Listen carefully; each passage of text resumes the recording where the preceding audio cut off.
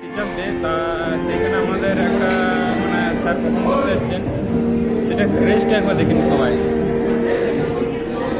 এই যে স্যার আমাদের পারফর্ম করতে এসেছেন, আর পেছনে ক্রেজ, স্যারের ফ্যান সব বসে আছে পেছনে, পুরো হাততালি দিচ্ছে।